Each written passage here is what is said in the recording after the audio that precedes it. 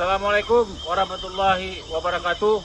Saya Brigadir Jenderal Polisi Dr. Dedi Tabrani, SIK FSI, beserta tim pemusnahan ladang ganja dari ketinggian 1800 mdpl, Kecamatan Betung Atuh, Benggala, Kabupaten Nagan Raya, mengucapkan Dirgahayu Republik Indonesia ke-81.